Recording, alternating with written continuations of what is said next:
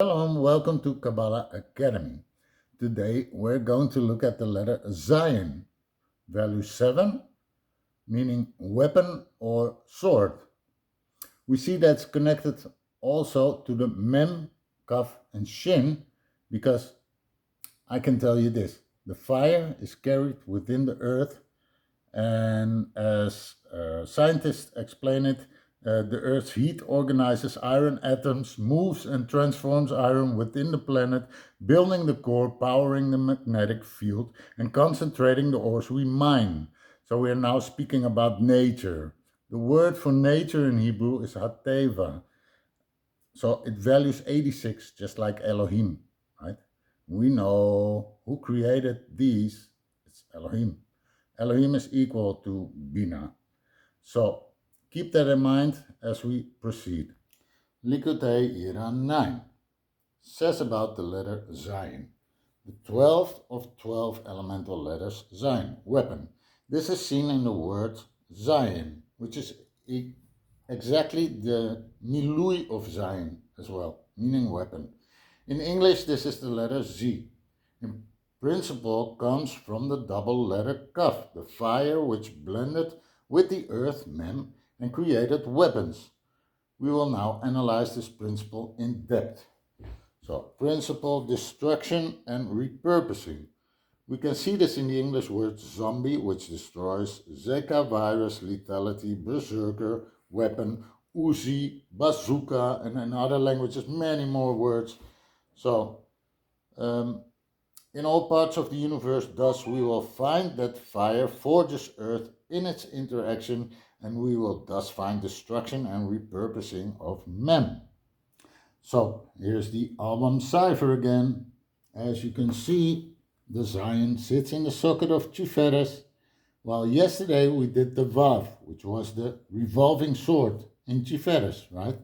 So it teaches that Vav, the central column, Tiferes of Zerampin, is the revolving sword. In example, the light that keeps swinging between mercy and judgment, Din and Rachamim. In the album cipher, as you're looking at, an ascent mode linked with Shabbat Yom Kippur, the letter rises and the Vav is crowned by a Yud forming the shape of Zayin. Zayin is weapon or sword.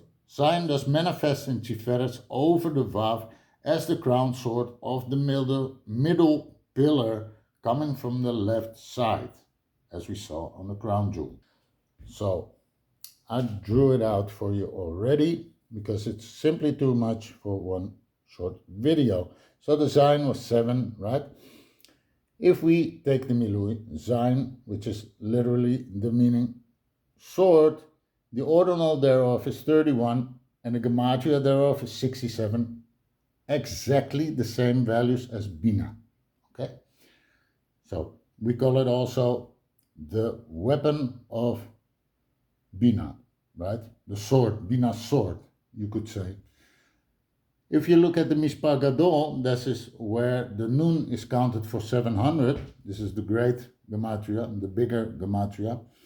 Then you get 717, which is a permutation of Gan Eden, because remember that it was the revolving sword that kept us out of the garden, okay? So if we do another expansion there, it's Zayin Yud Nun, right? Zayin Yud Nun values 85, which in Kollel, in the ordinal, that is, let me clarify this, in Kollel also, that people don't get confused, is 86 plus 1, right? This is the value of Elohim. Elohim and Bina are equal. It's also the value of Hateva. So the ones who don't believe call it nature, but it's still the system of Din and Rachamim, right? Okay, so the normal gematria is 193, which is a permutation, a tziruf of, because gematria is way beyond mathematics, right? You can tziruf, you can interchange the location of the figures, is 913. This hints at Bereshis, which is the creation, starting with Bara, Beria, in the world of Beria, and the base for Bina, okay? So It hints at creation, but also at the fall, because it's also the value of Hu Hakesil Samael Halilit Nefal.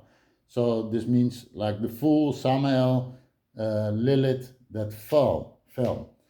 And the Zayin is one of the 7 letters of the 7 kings of Edom that fell, forming the word Satan Asget, Satan a bright spark. So it's creation and it's fall. 7 kings of Edom that fell. Physically, to diminish it to a lower degree, physically you can see it in the 7 holes in the face, 7 colors, 7 musical notes, 7 oceans, 7 continents, 7 vertebrae of the neck, and so on and so forth. 7 visible planets to the eyes. So now we spoke also about iron, right? We spoke about Hateva, nature. We spoke about Elohim. I want to bring you to a verse in the Holy Torah. This is the Tanakh. It's in Bereshis 4, verse 22 till 24. I will read only verse 22 for you in Hebrew. וצילה גם היא ילדה את תובל קין. לא תשקול חורש נחושת ובחצל ואחות תובל קין נעמה. Okay, so translated that is, and Zilatu, she bore Tubal-Cain, who sharpened all cutting implements of copper and iron, and the sister of Tubal-Cain was Naamah. Okay, so what's happening here? It speaks about copper and iron. Now the word for copper, right? Nechoshet. Can you see it? It is nachash taf. It's the same word that's used for the snake that Moshe set upon, the bronze or copper snake. So, and with Bartzel is hinting at the Patsafim of Bila, Rachel, Leah, and Zilpa. Zilpa and Leah, other way around. But okay, that's a deep concept. We're not going into it, but it has to do with the left side.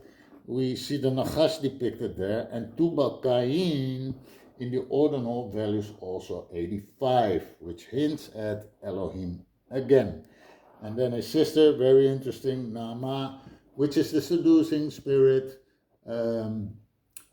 whose doings were by many people given to the name of Lilith, falsely so. Okay, but that's for a whole other class. So, but what's happening here? So it's about this forging of iron, right? Making weapons, cutting weapons. And then it speaks about having slain a man by my wound and a child by my bruise. If Cain suffered vengeance at 7 generations, then Lamech at 77. So the symbolism of swords, weapons, iron melting and forging iron, and 7 sevens.